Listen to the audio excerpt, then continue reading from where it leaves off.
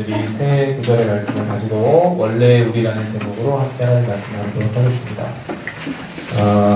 지난주까지 우리는 에베소 1장을 통해 교회가 얼마나 영광스러운 공동체이며 하나님께서 사랑하시는 하나님이 구원을 친히 베풀어 주신 놀라운 공동체인가 이것을 함께 살펴보았죠. 그리고 나서 마지막 최종적으로 1장 23절에서 말하기를 교회는 뭐라고요? 교회는 그의 몸이니 만물 안에서 만물을 충만하게 하시는 이의 충만함이니라. 따라해봅시다. 교회는 그의 몸이니 충만함이니라. 이것을 우리가 지난주 약 2주에 걸쳐서 이 한 구절 말씀을 가지고 교회란 어떤 공동체인가를 함께 살펴보았습니다. 자, 이제 여기까지 논의가 되었어요. 교회의 영광스러움에 대해 말했습니다. 그리스도의 몸이자 만물을 충만하게 하시는, 만물을 완성시키시는 분의 충만함, 즉 그로 말미암아 완성되어져 가는 공동체, 이렇게 우리가 보았는데, 자, 여기까지 보았으면 그 다음에 나와야 되는 이야기 수수는 뭐예요? 교회가 이렇게 영광스럽다. 그러면 그 뒤에 나와야 되는 이야기, 우리의 생각과 사고에 의하면 그럼 그 영광스러운 공동체는 도대체 앞으로 어떻게 될 것이며, 이 세상과의 관계는 어떻게 되어야 될 것이며, 이 세상 속에서 또 어떤 것들을 추구해야 할 것이며, 이렇게 앞으로의 비전에 대해서 이야기를 해야 될 것 같잖아요. 그렇죠? 그런데 오늘 2장 1절부터 3절까지 말씀을 읽어보았는데 당장 나오는 말씀의 핵심과 주제 내용은 무엇입니까? 조금은 생뚱맞은 듯한, 조금은 어울리지 않는 듯한 말씀이 기록되어 있어요. 뭐라고 얘기를 하죠? 과거로 돌아간 듯해서 너희가 그때에는 허물과 죄로 죽었었다. 그것을 이야기하고, 전에는 너희가 그 죄 가운데서 행하여 세 가지를 따르고 살았는데 죄의 권세 아래 놓여져 있었는데 그 죄의 결과로서 너희에게 주어진 것은 무엇이냐? 본질상 진노의 자녀다. 본질상 진노의 자녀. 망할 놈들이란 말이에요. 망할 놈들, 쉽게 말해서 망할 수밖에 없는 존재, 망할 운명 가운데 놓인 존재다. 이게 이제 사도 바울이 이야기를 하는 내용입니다. 여러분 이상하지 않으세요? 기껏 좋은 이야기 다 해놓고 이제 와서 갑자기 옛날 이야기 끄집어내는 이유는 뭐예요? 지금까지 형용할 수 없을 정도의 영광스러운 교회의 본질에 대해서 실컷 얘기해놓고 이제 와서 과거로 돌아가는 듯한 이 이야기는 무엇입니까? 갑자기 왜 과거의 일을 들먹거리고 있는 것일까요? 죄인이었던, 죄투성이었던 너희들보다 내가 훨씬 더 우위에 있는 존재야. 너희들 내 말 잘 따르고 잘 들어. 이런 이야기를 하기 위한 것일까요? 그렇진 않은 것 같습니다. 3절을 보면 사도가 이렇게 말하고 있거든요. 전에는 우리도 다 그 가운데서 이렇게 얘기해요. 그러니까 너희만 그런 게 아니라 우리도 그랬다는 거지. 나도 그랬다는 거예요. 너희만 죽을 자가 아니라, 너희만 죄인이 아니라 나도 죄인이었다라고 지금 말하고 있는 거예요. 자, 그러면 이렇게 말하는 이유는 무엇일까요? 사도가 무엇을 목적한 것일까요? 도대체 뭘 말하고 싶어서 이렇게 갑자기 옛 과거의 죄악된 본성들을 끄집어내고 이야기하는 것일까요? 그것은 여러분, 사도는 이제 다음 단계가 있음을 가르쳐주기 위함입니다. 사도는 우리에게 신앙이라고 하는 것은, 믿음이라고 하는 것은 어느 날 갑자기 하늘로부터 뚝 떨어지는 것이 아니라 단계와 단계를 거쳐서 이어지는 것임을 가르쳐주고자 하는 거예요. 사도는 우리에게 이 단계를 통해 기독교 기본 교리와 진리의 체계를 알려주기를 원하는데, 사랑과 은혜를 말한 뒤에 다시금 무엇을 말하느냐? 원래 가야 했던 길, 원래 가장 밑바닥에 깔려 있어야 됐던 사상들, 생각들, 이런 것들을 지금 이야기하는 것입니다. 성경은 우리에게 사랑과 은혜에 대하여, 하나님의 놀라운 사랑과 하나님의 끝없는 은혜에 대하여 가르치지만 동시에 무엇을 가르치느냐? 그 사랑과 은혜가 어디서부터 출발했느냐를 보여줍니다. 이걸 직면하게끔 하는 것이죠. 이 사랑과 은혜 이전에 필요한 이야기, 사랑과 은혜를 받기 이전에, 누리기 전에 우리가 먼저 알아야 되고 먼저 인식해야 하고 먼저 인정해야 하는 이야기, 그것은 바로 죄입니다. 죄. 우리가 얼마나 하나님 앞에 죄인인가, 그 하나님은 우리의 죄 때문에 얼마나 신음하시고 아파하시고 고통스러워 하시는가, 이걸 알아야 해요. 이 이야기는 창세기로부터 이어지는 것이고, 이 과정을 거치지 않은 사람은 아무리 갈보리의 십자가로 가본들 거기서 그 어떠한 하나님의 사랑과 그리스도의 은혜와 성령의 역사를 맛볼 수가 없습니다. 죄로부터 출발하지 않으면, 자신이 죄인이라는 사실을 인정하는 것으로부터 출발하지 않으면 하나님의 놀라운 은혜와 사랑을 맛볼 수 없다는 거예요. 여러분, 제가 정말 믿는 말이 하나 있는데 무엇이냐? 시장이 다시 시장이 시작 시장이 그렇죠. 시장이 반찬이다. 이게 무슨 말이에요? 배가 고프면 뭔들 맛있다는 거죠. 배가 고프면 뭔들 맛있다. 배가 고파본 사람만이 음식의 맛을 아는 거예요. 또 여러분 건강을 잃어본 사람만이 무엇을 알아요? 건강의 중요성을 알죠. 건강할 때에 그것이 얼마나 감사한 일인가를 알아요. 또 형제들 잘 들으세요. 있을 때 잘하잖아. 한 번도 있어본 적 없는 겨울 클럽들도 있지만 있을 때 잘하. 이거는 뭐 망고불변의 진리예요. 있을 때 잘해야 돼. 떠나고 난 뒤에야 이제 아는 거죠. 그래서 얼마나 이게 우리에게 마음에 와닿는 이야기면 노래도 있어요. 소중한 사랑은 떠난 후에야 느낄 수 있다는 너의 말을 이제 이해할 수 있어. 너를 위한 마음으로 처음 그 느낌처럼. 여러분 뭔지 아는 분들만 웃고 계세요. 전혀 몰라요? 신승훈 노래 중에 있어요. 처음 그 느낌처럼. 집에 가서 찾아서 무슨 처음 그 느낌처럼. 우리 마음에 와닿는 저는 정말 연애의 교과서와 같은 노래입니다. 있을 때 잘 해야 되는 거죠. 왜 이야기가 이렇게 빠져나갔을까? 자, 우리에게 사도 바울이 무엇을 이야기하고자 하는 것이냐? 우리는 하나님 앞에 죄인이라는 사실, 그게 정말 심각하다는 사실을 먼저 가르쳐주고자 하는 거예요. 교회가 세상 모든 사람들에 대하여서 여러분 우리는 죄인입니다. 우리는 하나님 앞에 씻을 수 없는 죄를 저질렀습니다. 우리는 그분에게서 사하심을 받아야 하며 위로부터 거듭나게 하심을 통해 그것을 경험하여 하나님의 나라에 들어가야 됩니다. 이렇게 이야기를 하면 여러분 세상 사람들은 어떻게 하죠? 우리를 향해 비웃어요. 손가락질합니다. 뭐가 무슨 죄인이야. 절대 진리라는 것이 없는데 상대적인 진리 수성인데 너도 옳고 나도 옳고 다 나도 나의 취향이 있고 입장이 있고 생각이 있는 건데 뭐가 그렇게 하나로만 딱 규정 지어가지고 여기서 이 기준에서 벗어나는 다 죄인이라고 말을 하냐. 교회는 왜 그렇게 배타적이고 왜 그렇게 편협하고 왜 그렇게 폭력적이냐. 세상 사람들은 우리에게 그렇게 말해요. 손가락질합니다. 우리를 꽉 막힌 사람이고 비정상적인 사람들이며 시대에 뒤떨어진 사상을 가지고 있다고 그렇게 매도한다고요. 여러분 세상이 바뀌었으니까 진리의 옷을 갈아입어야 할까요? 진리의 말씀도 이제 변경되어야 할까요? 불과 한 세기 전만 해도 방사성 물질 라듐이라고 하는 것이 여러분 화장품에도 들어가고 치약에도 쓰이고 빵에도 들어가고 라듐 정수기가 있었고 라듐 물이 있었어요. 라듐이 마치 꼭 만병통치약처럼 여겨지는 시대가 있었다고요. 그런데 여러분 작년에 뭐가 있었죠? 라듐이 발견된 침대가 나와갖고 온통 발칵 뒤집혔어요. 내 침대도 라듐 나오는 거 아니야? 해가지고 막 휴대용 라듐 검출기 이런 게 막 나오고 온 침대 회사들이 다 집집마다 다니면서 그 집에는 라듐이 있습니다 없습니다 이런 걸 알려줬다고요. 불과 한 세기 전만 해도 라듐이 인간을 풍요롭게 하고 살려주는 것이요 살찌우는 것이요 건강케 하는 것이라고 만병통치약이라고 가르치고 입에도 바르고 얼굴에도 바르고 샴푸로도 쓰고 그렇게 했는데 불과 한 세기가 지나가기도 전에 라듐 때문에 사람들이 방사능에 오염되어서 죽고 종양이 생기고 온갖 질병이 걸린다는 것을 알게 되었어요. 지금 여러분 우리 시대의 사상들이 그럴 수 있어요. 지금은 그것이 만고불변의 진리인 것처럼 여겨지죠. 지금은 너도 옳고 나도 옳고 절대 진리란 없어라고 하는 포스트 모더니즘의 사상이 정말 진리인 것처럼 그게 정말 합리적이고 가장 좋은 것이냐 포장되어졌고 여러분에게 가르쳐지고 있잖아요. 그래서 우리는 다 시대의 아들, 딸들이기 때문에 그 사상 속에서 살아가고 있단 말이에요. 그러나 여러분 한 세기 뒤에도 그것이 여전히 투명될까요? 두 세기 뒤에는 어떻게 될까요? 아니 그렇게까지 갈 것도 없어요. 50년 뒤에는 30년 뒤에는 10년 뒤에는 어떻게 될까요? 저는 지금과 같지 않을 거라고 생각해요. 다른 세상 사상들이 나오는 거죠. 여러분 한 세기 전만 해도 극우 단체들은 발붙일 곳이 없었어요.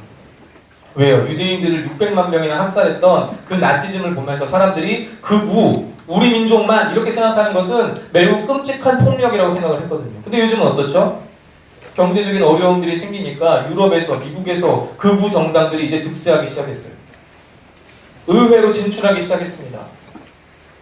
불과 몇십 년 전만 해도 그런 말을 꺼내는 사람은 시대에 뒤떨어진 사람이요, 그런 말을 꺼내는 사람은 굉장히 인류를 해악으로 가져가는 사람이라고 여겨졌는데, 지금은 그게 오히려 자기들을 대변하는, 자기들의 이익을 가져다 주는 사람들인 것처럼 포장되고 있어요. 대표적인 사람이 누구예요? 저 트 대통령이잖아요. 트 대통령. 세계 경제 질서를 지금까지 쌓아 올렸던 걸 완전 막 다 뒤집어 엎고 난리가 났다고 하면서 어쨌든 자국민 중심주의가 나오니까 이건 뭐 여태까지 쌓아 올렸던 우리들의 모든 생각들, 사상들, 이게 다 지금 전면 부정되고 있단 말이에요. 여러분, 이렇게 바뀌어가요. 그러나 무엇은 바뀌지 않습니까? 절대 진리인 하나님의 말씀은 바뀌지 않아요. 수천 년 전부터 지금까지 계속해서 이어져 온 교회의 역사 2000년 동안 우리에게 계속해서 전래되어져 온 이 하나님의 말씀은 변함없이 그대로 있습니다. 아멘입니까 여러분? 아니 뭐 이렇게 아멘입니까 여러분? 아멘! 젊은이다운 패기와 열정, 청년들답게 아멘! 이렇게 아멘. 다시 아멘입니까? 아멘. 하나님의 말씀을 그렇게 믿는 여러분 되길 바랍니다. 그러면 그 하나님의 말씀이 우리 인류에 대해, 사람에 대해, 우리 영적인 존재에 대해서 뭐라고 말하고 있느냐, 이게 이제 우리에겐 중요한 거죠. 세상 사람들이 뭐라고 말하느냐가 아니라 하나님의 말씀이 우리에 대하여 뭐라고 말하고 있느냐, 그게 중요하다는 거예요. 자, 오늘은 이 부분을 살펴보기 원합니다.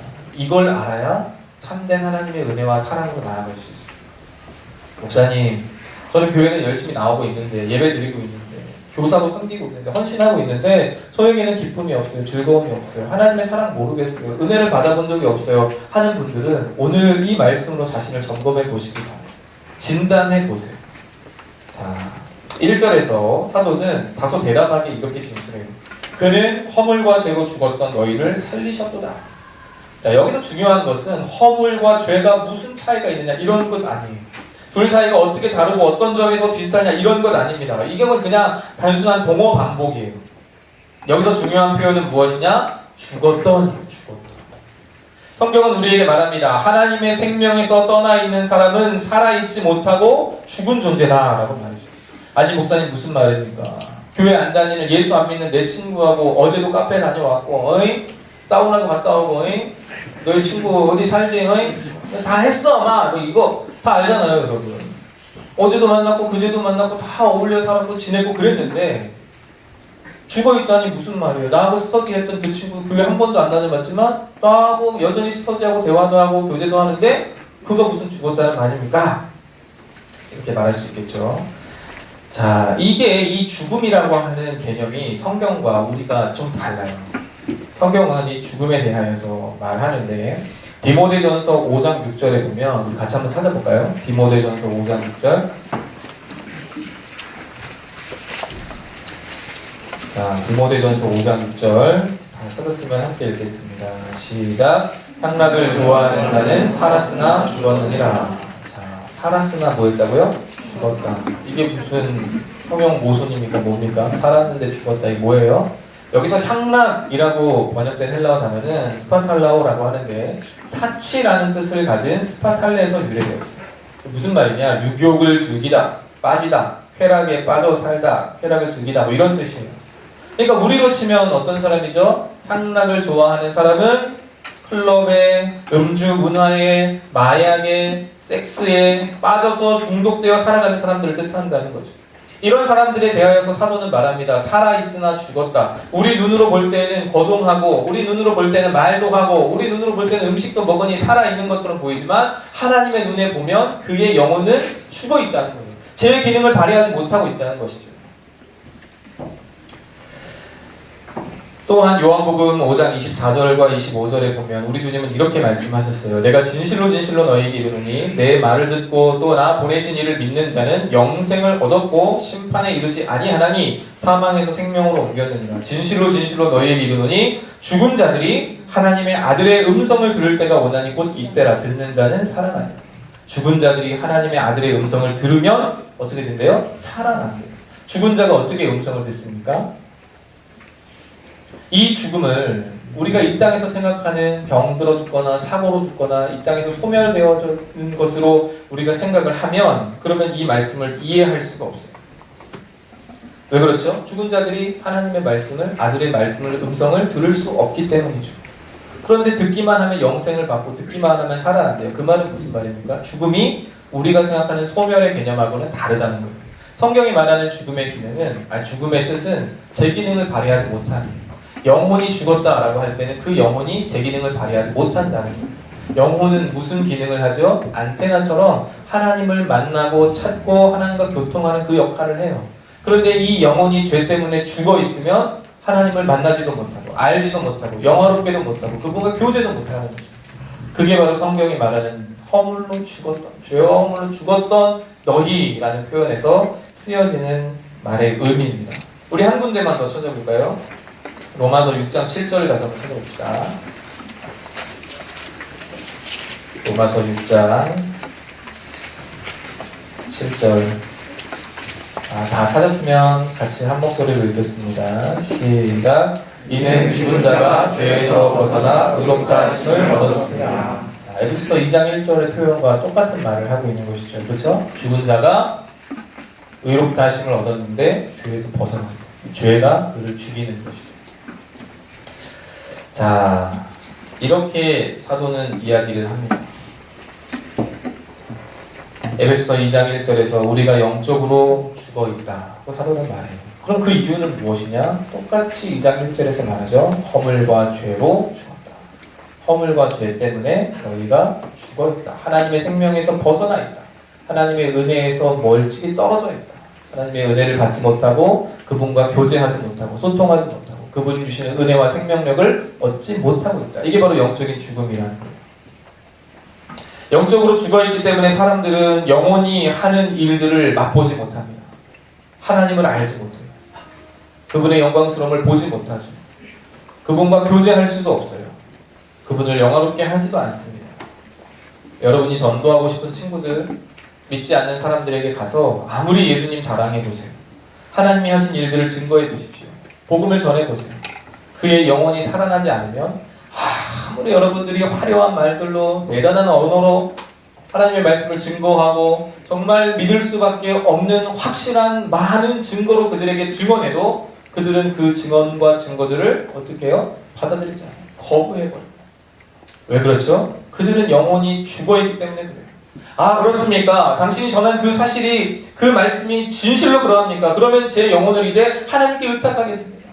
저도 당신처럼 하나님을 믿겠습니다 라고 말하는 사람은 거의 없어요. 왜 그렇죠 여러분? 그의 영혼이 아직 살아나지 않았기 때문에 그래요.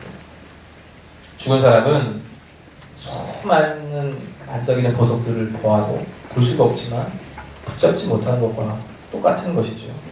그래서 구원을 위해 가장 먼저 필요한 것은 여러분 무엇이냐? 영혼이 살아나는 거예요. 영혼이 살아나는 거예요.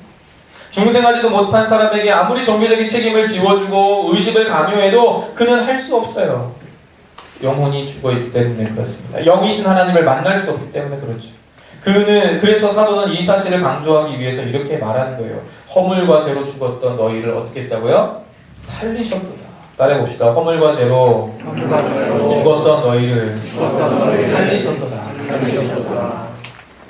이렇게 살리시고 난 뒤에야 하나님의 은혜가 경험되어지는 것이고 이렇게 살리시고 난 뒤에야 하나님의 말씀이 깨달아지는 거예요. 이걸 중생이라 합니다. 중생. 사랑하는 여러분, 여러분은 성령의 중생케 하심으로 살아난 사람이 맞는지요? 하나님의 아들의 음성을 들음으로 죽었던 영혼이 살아나 그의 신령한 말씀을 사모하며 하나님을 찾고 하나님을 영화롭게 하며 그분으로 인하여 기뻐하는 삶을 살기로 다짐하고 결단하고 이 자리에 모여있는 사람들이 맞는지요? 여러분 그것을 점검해 보아야 합니다. 왜 내가 하나님과 인격적인 교제가 안 될까? 왜 내가 말씀 읽기 이것 자체가 안 될까? 내가 왜 기도도 안 되고 내가 왜 예배 드리는 때마다 늘 졸리고 딴 생각나고 딴 거 하고 싶고 그냥 어쩔 수 없이 습관에 따라 형식에 따라 누군가의 강요에 따라 교회를 오기는 왔는데 예배를 드리고는 있는데 왜 나는 여전히 변화가 없고 왜 나는 여전히 마음의 뜨거움이 없고 은혜의 맛봄이 없고 하나님을 사랑하는 것이 없는가? 여러분 다른 데 이유가 있는 것이 아니에요. 여러분의 잘못이 아니에요. 어디에 잘못이 있느냐? 어디에 문제가 있느냐? 여러분의 영혼이 살아나지 않았기 때문이에요. 허물과 죄로 죽어있기 때문이에요. 어떻게 그러면 영혼을 살릴 수 있나요? 어떻게 영혼을 살릴 수 있죠? 그건 하나님이 하시는 일이에요. 그래서 살리셨도다 라고 했잖아요. 살려내 준 것이 아니라 하나님이 살려내 버리셨어요. 우리에게 자, 네가 5발자국 옆으로 이동하면 살려내 줄게 이렇게 말씀하지 않으셨어요. 네가 열심히 헌신하면, 수고하면, 봉사하면, 교사로 헌신하면, 반주하면, 찬양팀으로 섬기면, 여러 가지 많은 역할들을 감당하면 그럼 내가 너에게 생명을 줄게 이렇게 말씀하지 않으셨어요. 하나님이 일방적으로 우리를 살려내시는 거죠. 언제요? 주의 복음의 말씀이 들려질 때. 성령이 그 은혜의 방편을 통하여 우리의 죽었던 영혼을 다시 살아나게 하십니다. 그게 바로 중생이고, 이건 우리가 어떻게 고안해내거나 만들어내거나 할 수 없어요. 그래서 우리는 할 수만 있으면 어떻게 하는 것이죠? 교회로 나오게 하는 거예요. 교회. 비록 졸지라도, 비록 와서 딴 생각할지라도, 비록 와서 핸드폰만 만지고 있을지라도 어느 날 언젠가 하나님의 말씀이 그의 귀에 들어가면, 그러면 성령께서 그 말씀을 씨앗 삼아 중생의 은혜를 이뤄내게 하실 줄 믿는 믿음으로 우리는 교회 가운데 데리고 오는 것이죠. 왜 맨날 무슨 해피데이 전도 축제니 뭐니 이런 건 왜 하느냐. 그렇게라도 안 하면 교회 가운데 나오는 일이 없습니까? 여러분들이 그런 거 없어도 친구들 다 데리고 오고 전도하고 싶은 사람들 교회로 안내하고 이끌고 그러면 해피데이는 뭐하러 해요? 괜히 돈 들여가면서. 그게 안 되니까 어쩔 수 없이 한 번이라도 와서 듣게 하자 마음으로 하는 것이죠. 사랑하는 여러분, 이 중생의 경험은 저는 중학교 3학년 때 경험했어요. 연합수련회 친구가 자기네 교회로 옮기자 그래가지고 자기네 교회 예쁜 애들 많다고, 그래 원래 1시간 반씩 걸리는 곳으로 교회를 다녔는데 예쁜 애들 많다는 그 감언 이설에 속아가지고 전 교회 다니는 애들이 그렇게 거짓말을 잘하는지 몰랐지. 화가는데 참 그렇다. 교회가 여기 하나밖에 없는 것도 아니고 하고 이제 다른 데로 갈까 하고 있는 차에 친구가 여름 수련회가 이제 곧 시작되는데 여름 수련회는 전국에서 오기 때문에 전국구 여자 아이들을 볼 수 있는 그래? 그것도 구미가 땡기더라고요. 한 번도 그래본 적이 없어요. 그래서 내가 수련회까지만 다녔어요. 중학교 3학년 때 그래서 여름 수련회를 갔어요.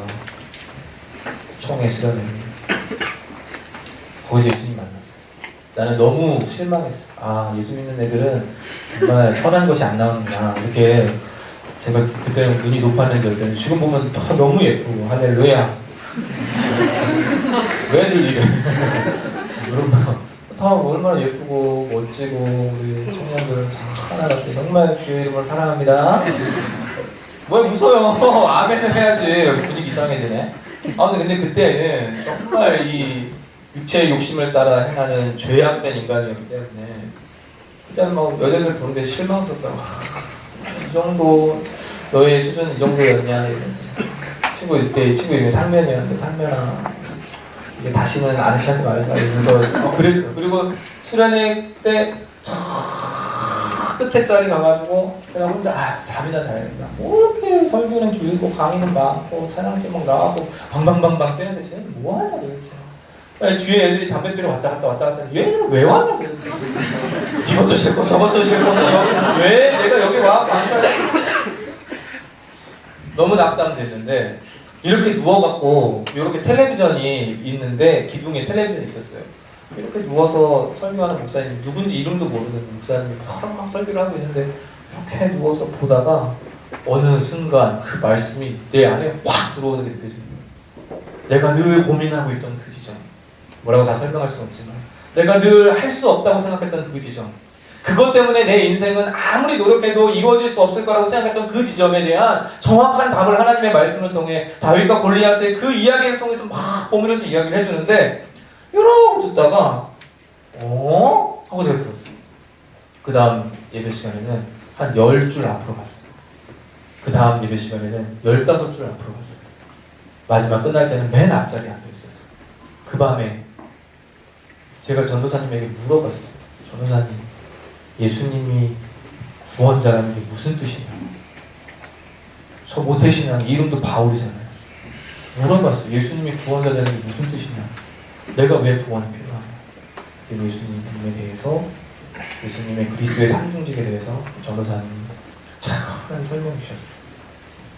그날 몇 날 며칠인지는 모르지만 그 수련의 장소, 그 곳에서 저는 중생했어요. 죽었던 영혼이 살아났어요. 하나님의 말씀이 귀에 들리기 시작하고 그 말씀이 너무 달고 그 말씀 계속 듣고 싶고 계속 먹고 싶고 그래서 집에 왔는데 그때는 여러분 성경책 이렇게 막 좋게 나오지도 않고 가죽 있지도 않고 어떤 성경책에는 빨간색 레자 가죽에다가 아니 빨간색이 아니라 검은색 가죽에다가 빨간색 요 옆에 지금 막 금빛 나잖아요. 럭셔리하게 그때는 빨간 색깔 났어요. 그리고 성경책도 이렇게 있는 게 아니라 세로로 있는 거였어요. 그리고 개역 한글판이었기 때문에 한자어는 너무 많고 읽기도 힘든데 그 중학교 3학년이 그 말씀을 읽겠다고 둘이 누워가지고 엄마 김치부침개 좀 해줘 하면서 막 먹고 진미채 계란 채볶음 갖고 오세요 막 먹으면서 장조림 먹어가면서 그 말씀을 막 방학식 내내 읽었어요. 얼마나 맛있는지 얼마나 좋은지 진미채가 아니라 말씀이 얼마나 맛있는지 그러다가 이사야 40장 10절을 딱 봤는데 와 그렇구나 이 하나님의 말씀 이렇게 중요한 거죠. 깨닫게 되었죠. 여러분 이런 뭐 극적인 회심과 은혜의 경험들 뭐 그 뒤에 사실은 6개월 정도 지나서 회심을 했고 저는 그 중생의 시간이 있었어요. 여러분에게도 스스로 점검해 보아야 해요. 근데 그런 극적인 변화의 시간들 혹은 극적인 만남의 시간들 없이도 중생하는 경우가 있어요 없어요? 있어요. 대부분이 그래요. 대부분이. 왜냐? 여러분 태어날 때 어느 산부인과에서 어느 의사가 여러분을 딱 태어날 때 이 녀석 왜 안 울어? 하면서 엉덩이 빵 치고 응애하니까 아이고 사내네요 막 공주님이네요. 기억나죠 다? 탯줄 자를 때 아 저거 왜 잘라? 자르면 안 되는데 막 생각했던 거 기억나죠? 수경 전에 생각나요 안 나요? 안 나요? 어떻게? 근데 살아있잖아요 그죠?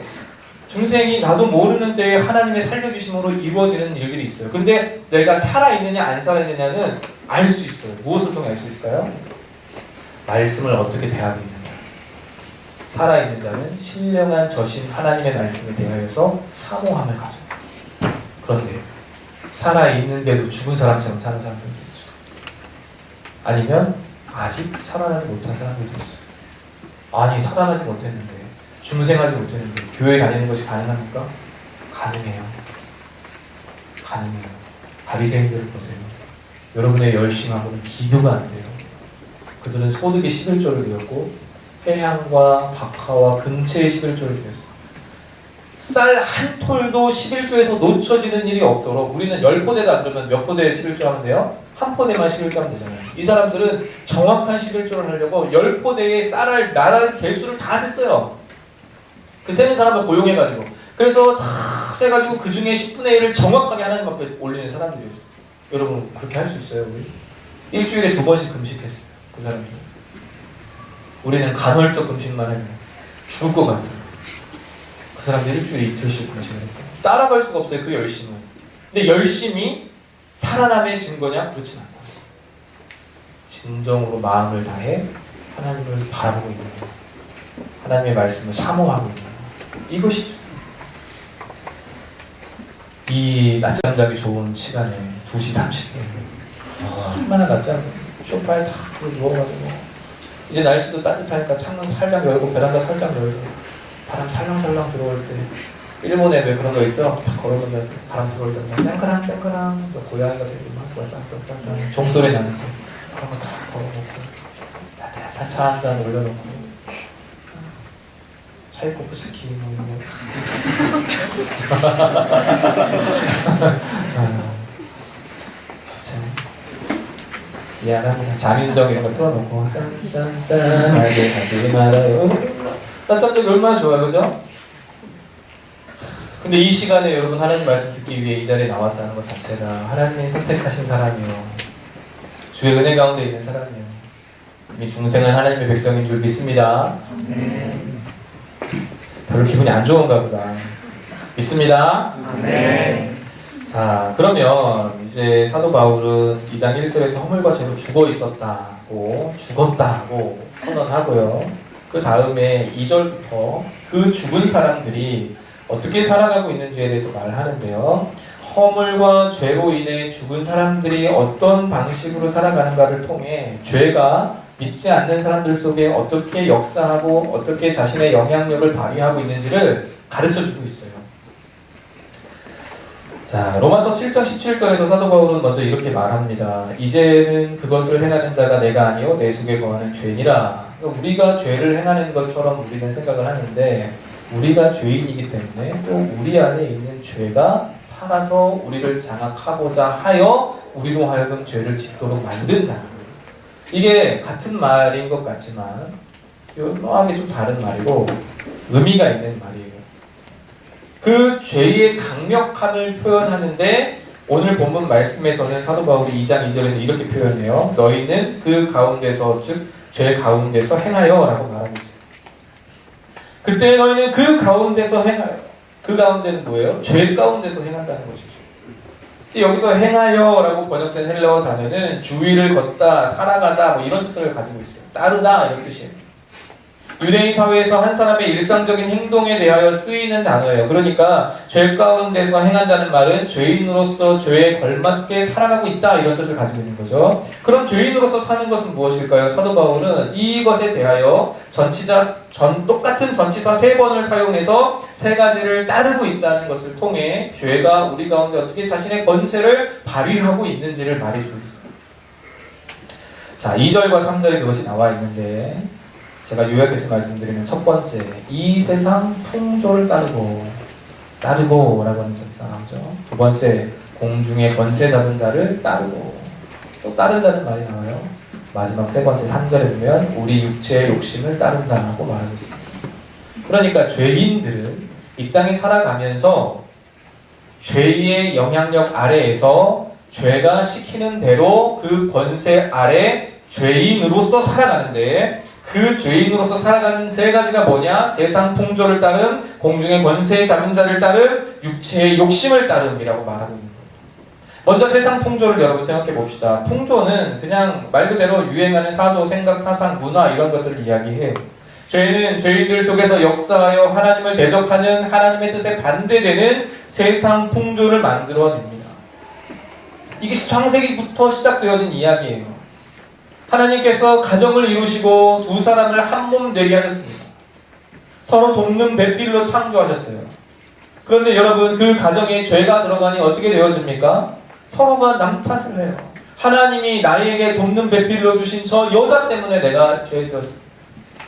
누구 탓이라는 거예요? 여자 탓, 하나님 탓. 내가 죄 지은 것은 당신들 탓. 남 탓하고 있는 것이죠. 그 다음에 그 가정의 죄가 계속해서 뿌리 내리니 어떻게 됩니까? 잠깐의 화를 이기지 못하고 시기심을 이기지 못하고 형제가 형제를 쳐서 죽이는 일이 발생되었습니다. 돌로 쳐 죽이는 비극이 일어나는 것이죠. 또 그 4장에 보면 라멕이라는 사람이 나타나서 뭘 하느냐? 하나님이 만드신 결혼제도, 한 남자와 한 여자가 그 부모를 떠나 연합하여 한 몸을 이루는 이 하나님이 만드신 가정제도를 자기 마음대로 뒤바꾸어 버려요. 아내 2사람을 삼습니다. 상처받은 일로 사람을 죽였고 다친 일로 소년을 죽였다고 자랑스럽게 그 아내들에게 떠벌립니다. 여러분 이런 이야기들로 가득 차 있어요. 죄가 세상 가운데 들어와 어떻게 역사했는지에 대한 이야기가 창세기 전체 내용입니다. 그래서 죄가 세상의 풍조를 어떻게 바꾸느냐, 하나님이 만들어 놓으신 그 아름다운 문화를 어떻게 뒤바꾸어 놓았느냐, 그걸 가르쳐주는 게 바로 창세기의 말씀들입니다. 요즘 우리 시대의 풍조는 무엇일까요? 여러 가지 있겠지만 저는 결국 근본적으로 한 가지라고 생각해요. 그것은 철저한 세속주의로 인한 황금 만능주의, 더 나아가서는 뭐예요? 배금주의예요. 배금주의. 완전 돈에 환장했어요. 전부 다. 모두 다 돈에 환장했어요. 많은 기독 청년들도 인생의 목적을 무엇에 두느냐? 행복에 두고 그 행복을 이루어가는 과정으로서 목표가 뭐냐? 돈 많이 버는 거라고 얘기해요. 돈 많이 버는 거. 부자 되는 것이 삶의 지향점이고 가장 바라는 높은 바람이 되어버렸어요. 가장 좋은 칭찬, 듣고 싶은 말 뭐죠? 부자 되라는 거, 대박 나세요. 이러는 거예요. 수많은 개업 예배를 다녀봤는데 단 한 번도 그리스도의 고난에 동참하세요 이런 말 못 들어봤어요. 개업하러 개업 예배드리러 가가지고 빈곤에 처하든지 풍부에 처하든지 일체의 비결을 배우시고 하나님의 뜻대로 하나님께 영광 돌리는 그런 사장님 되시기 바랍니다. 이런 말 한 번도 못 들어봤어요. 다 뭐라 그래요? 이 시작은 미약하였으나 뜻은 참되니까. 또 많이 걸쳐있습니다. 하나님 손님들이 미어터지게 하여 주옵소서. 저도 그랬어요. 저도 교구사를 할 때 가가지고 가서 쪽방 나세요? 뭐 이런 말은 참 못하더라고. 사실 또 그렇잖아요. 이제 뭐 개업해가지고 시작하는데 모든 걸 하나님께 맡기시고 이제 최대한 할 수 있는 말은 이거예요. 모든 것을 하나님께 맡기시고 모든 결과는 하나님께 있는 것이니 믿음 생활 열심히 하시고 이 자영업 때문에 하나님 쫓는 것이 약해지시면 안 됩니다. 집사님 뭐 이렇게 하고 이제 마무리하는 거지. 근데 꼭 가면 액자를 줘요. 무슨 교회에 써있고. 근데 거기 써있는 말들은 뭐예요? 네 입을 크게 열라 뭐 이런 거 있죠. 막 엄청 뭐 돈벼락 쏟아진다 뭐 이런 이야기들. 또 그런 얘기지만 아멘 하고 또 한 번 이런 일도 있었어요. 아니 목사님 왜 우리 가게 영업장에 왜 신방 안 와요? 저번에 갔잖아요. 근데 저번에 목사님 한 번 가고 났더니 매출이 2배로 뛰었다면서. 목사님 한 번만 더 오시라고. 특히 일요일날 장사가 잘 안 되니까 일요일에 오세요. 이 사람은 도대체 뭐 하는... 이제 녹화되고 있구나. 믿음이 아직 연약하셔서. 제가 무슨 뭐 부적입니까? 행운의 천사입니까? 뭡니까? 사람들이 전부 다 이 돈. 그래서 어떤 삶을 살아왔든지 간에 그가 어떤 과정을 겪었든지 간에 돈만 많으면 인정받고 실력 있고 돈 많으면 인성도 좋고 돈 많으면 모든 것이 만사 오케이인 시대를 우리는 살아가고 있다는 겁니다. 이 모든 것은 죄의 영향 아래에서 살아가는 사람들의 모습이자 죄가 되는 행위들이죠. 이건요 여러분, 돈으로서 안녕을 사려 하고 돈으로서 편안함을 사려고 하고 돈으로서 남들 위해 서려고 하는 것은 돈이 화폐가 처음 생겨날 때부터 있었던 일이에요. 언제까지가 아니고 말세에는 사람들이 돈을 사랑한다고 사도 바울이 말했잖아요. 계속 이어질 거예요. 사랑하는 청년 여러분, 주어진 것은 잘 사용하라고 준 것이지 주어진 것을 잘 축적하라고 주신 건 아니에요. 여러분 꼭 기억해야 됩니다. 선한 일에 부요한 여러분들 되길 바라요. 많이 벌어요? 많이 쓰세요. 많이 벌면 많이 저축해서 더 높은 자리에 올라가야지. 그런 생각하지 말고 남들보다 더 넓은 아파트 살아야지. 더 넓은 아파트 살면 뭐 할 겁니까? 청소하기만 힘들지. 여러분 그런 것에 마음 두지 말고 슈퍼카를 몇 개 들면 도끼인지 칼날인지 내가 몇 개는 이런 무슨 차가 몇 개 빈지노인지 반지노인지 그런 거에 현혹되지 말고. 그런 게 세상 풍조죠. 세상 풍조. 그 다음으로는 공중권세 잡은 자를 따랐다고 이야기해요. 여러분 공중권세 잡은 자는 사탄이죠. 그가 주로 활약하는 장소인 공중을 장악한 사단과 그의 세력들을 뜻하는 말이에요. 눈에 보이지 않는 영적 세력들을 사람들이 죄 가운데 자신도 모르게 따라가고 있음을 말해요. 지금은 이러한 우상 숭배가 사실 많이 자행되는 것 같지 않지만 여러분 여전히 세계 곳곳에서는 금과 돌과 나무로 만든 신상 앞에 절하고 소원도 빌고 복을 구하는 모습들 심심치 않게 볼 수 있습니다. 목사님 과학이 이렇게 발달하고 분명히 이렇게 발달했는데 누가 그런 미신을 따르고 누가 그런 형상 앞에 절하고 합니까? 여러분이 교회 다니고 있으니까 잘 모르는 거예요. 수도 없이 많은 사람들이 다 절하고 섬기고 따르고 살고 있어요. 가까운 일본만 한번 가보세요. 모든 동네 중심에는 다 뭐가 있어요? 절이 있고 신사가 있어요. 얼마나 많이 있는지 몰라요. 가는 곳곳마다 있어요. 여러분 세계 경제 부국아니에요. 노벨상을 몇 명이 수상했는지 우리는 지금까지 한 명인데 거기는 수도 없어요. 원천 기술로 인해서 우리나라가 그 나라에 주는 로열티가 어마어마해요. 그런데 그 사람들은 신사와 절에 절해요. 가가지고 절에 가서 절해요. 난리도 아니에요. 중국 넘어가 보시고 대만 넘어가 보시고 다 똑같죠. 우리는 안 그랬습니까? 영화 촬영 시작할 때 뭐 해요? 성경책 펼쳐놓고 다시 기도하죠? 뭐 해요? 돼지 머리 하나 갖다 놓고 여기 돼지 입에다가 딱 넣어주면서 돈 넣어주면서 잘 되게 해주세요. 고사 지내잖아요. 고사. 택시기사 아저씨가 이야기하더라고요. 자꾸 신호 걸리니까 고사 한 번 더 해야 되겠대요. 왜요? 신호 안 걸리는 그런 걸 해야 되는데. 아니 그 문명의 최첨단을 달리는 그 세단을 몰고 다니는 분이 고사를 지내야 신호가 안 걸리는데 천천히 달리잖아요. 천천히 달리면 더 갈 것 같은데. 여러분 과학이 발달하고 문명이 발달해도 사람은 여전히 하나님이 아닌 누군가를 신으로 정해놓고 섬기고 그렇게 살아가요. 그것이 때로는 연예인이 될 수도 있고 운동선수가 될 수 있고 더 나아가서는 정치 지도자가 될 수 있죠. 요즘은 정치가 종교보다 더 센 것 같아요. 내가 지지하는 정당, 내가 지지하는 정치인, 그 사람을 위해서 반대는 모두 다 악이야. 와. 그래서 요즘 보수 기독, 장래를 위해 다 녹화되고 있습니다. 어쨌든 그들의 말을 듣고 그들의 요구사항을 따르는데 이것을 사도는 불순종의 아들들 가운데 역사하는 영이라고 말하고 있어요. 하나님을 따름이 아니라 세상 누군가를 무엇을 따르는 불순종하는 일들을 자행하는 사람들이라는 말이죠. 그 다음은 무엇입니까 여러분? 우리 육체와 마음의 욕심을 따르는 것을 말해요. 여기에서 사도가 인칭 대명사를 바꾸어서 너희였는데 앞서서는 너희가 했는데 이제는 우리도 그 가운데서 라는 이야기를 합니다. 세상 풍조 거부하고 불순종의 아들들 가운데서 역사하는 영을 거부하여 율법의 요구대로 살아갔었던 유대인들도 표면적으로는 어느 정도 이것이 가능해 보였지만 심층적으로 돌아가 보면, 내면적으로 돌아가 보면 우리도 육체의 욕심에서는 자유롭지 못했다라고 사도가 말하고 있는 거예요. 세 번째, 죄인의 살아가는 형태인 육체의 욕심을 따르는 것은 유대인에게도 어쩔 수 없는 문제였어요. 사실상 바리새인들이 예수님을 십자가에 못 박으려고 했던 이유가 여러분 뭐죠? 사람들의 인기라고 하는 것을 욕심내다가 더 많이 인기받고 더 많이 인정받고 더 많이 높은 자리에 올라가고 싶었는데 예수님이 그 자리를 자꾸 차지하는 것 같으니까 시기심에 예수님을 죽이고자 한 거 아니에요.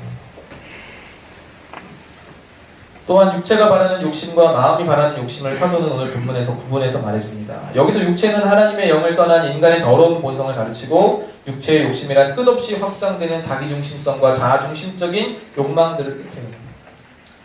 여러분 쉽게 말해서 인간은 감정과 이성도 다 죄에 의해서 영향을 받고 오염되어 있어서 의지마저도 오염되어 있어서 육체와 마음으로부터 하나님이 아닌 다른 것을 추구한다는 거예요. 그게 바로 우리들의 본 모습이라는 것이죠. 자, 이렇게 세 가지 권세를 따라가는, 그래서 죄 가운데 행하는 우리에게 놓여져 있는 결과란 무엇이냐? 3절에 그것이 이야기되어져 있습니다. 하반절에 이렇게 기록되어 있어요. 다른 이들과 같이 본질상 진노의 자녀이었던 죄의 결과는 결국 진노의 자녀가 되는 거예요. 하나님에 의하여서 하나님의 죄에 대한 진노를 받아 망하게 되는 거예요. 이게 바로 죄의 결과입니다. 아무도 자유로울 수 없어요. 저는 이 본문의 말씀을 준비하면서 여러분들을 생각할 때 단 한 가지만 놓고 기도했습니다. 설교 잘하게 해주세요 이런 거 기도하지 않았어요. 잘 이해되게 해주세요 이런 거 놓고 기도하지 않았어요. 그냥 딱 한 가지. 회심한 사람이나 아직 회심하지 못한 사람이나 중생한 사람이나 중생하지 못한 사람이나 모두가 이 말씀을 통해 원래의 우리가 어떤 존재인지를 인식하게 해달라. 이것 한 가지만 놓고 기도했습니다. 원래 우리는 어떤 사람입니까? 허물과 죄로 죽어있는 사람입니다. 원래 우리는 어떤 사람입니까? 허물과 죄로 인해 죽어있어서 죄의 지배 아래 그의 권세가 따라가게 하는 대로 따라가는 삶을 살았다는 거예요. 세상의 풍조를 따르고 또 무엇을 따랐죠? 세상의 풍조를 따르고 공중 권세 잡은 자를 따르고 육체의 욕심을 따라 살아갑니다. 죄인으로서 살아갔던 우리라는 거예요. 주 안에서 진심으로 사랑하는 여러분, 우리는 모두 다 죄인입니다. 하나님 앞에 의인으로 옳다 인정함을 받은 뒤에도 죄의 본성은 여전히 남아있어서 우리 안에 죄가 이 세 가지 권세를 계속해서 펼침으로써 우리를 장악하려고 해요. 세상 풍조 따르고 유행 따르고 사상 따라가고 불순종을 따라가고 죄의 본성의 욕심을 따르는 삶을 통해 하나님의 사랑과 은혜에서 멀찍이 떨어지도록 계속해서 우리 안에서 역사하고 있다는 거예요. 여러분, 이것을 바르게 아는 것에서부터 우리가 그래서 본질상 진노의 자녀라는 사실을 아는 것에서부터 불순종의 아들, 딸들이었다는 것을 아는 것에서부터 하나님의 은혜와 사랑이 시작돼요. 왜 그런 줄 아세요? 그리스도의 복음은 그럼에도 불구하고이기 때문에 그럼에도 불구하고 자, 성경 말씀이 에베소서 2장 1절부터 3절까지만 딱 보고 끝나면 우리는 망할 수밖에 없어요. 그러나 4절, 5절, 6절, 7절, 8절로 넘어가면 무엇이 나옵니까? 그럼에도 불구하고 우리가 이런 죄인이었음에도 불구하고 원래 망할 수밖에 없는 존재임에도 불구하고 하나님 앞에 불순종만을 선택하던 악한 자들이었음에도 불구하고 우리를 향하신 하나님의 놀라운 사랑이 예수 그리스도의 십자가를 통하여 표현되어졌고 그것을 믿는 모든 자들에게는 하나님의 은혜가 임한다라고 용서가 임한다라고 성경은 가르치고 있어요.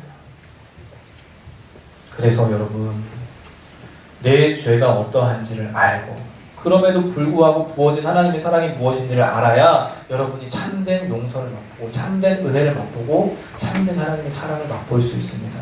근데 우리는 이 말 듣기를 싫어요. 죄인이라는 사실을 듣기를 싫어요. 죄인 아니기를 바라거든요. 우리 죄에 대하여 지적하거나 설교 시간에 말하거나 하면 율법적이야. 율법이 먼저 주어진 이유가 있어요.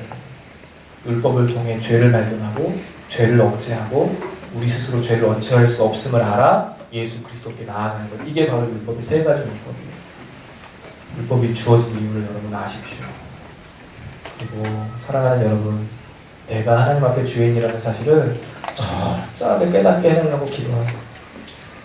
목사님 중간고사가 바쁜데, 목사님 직장생활 때문에 바쁜데, 먹고 살기도 바쁜데, 죄인은 무슨 죄인? 일주일에 한 번 교회 나오는데 목사님 여기서까지 그런 지적 받아야 됩니까? 정죄를 받아야 됩니까? 더 큰 은혜와 사랑이 기다리고 있어요. 이 단계를 여러분 거치지 않고 그냥 그리스도의 십자가로 나아가면 무가치해 보여요. 별것 아닌 것처럼 보여요. 똑같이 예전에 죄악된 모습대로 살아가도 그냥 하나님의 사랑이 값없이 주어지는 것처럼 보이니까 삶을 바꿔나갈 수가 없어요. 거룩한 삶으로 나아갈 수가 없어요.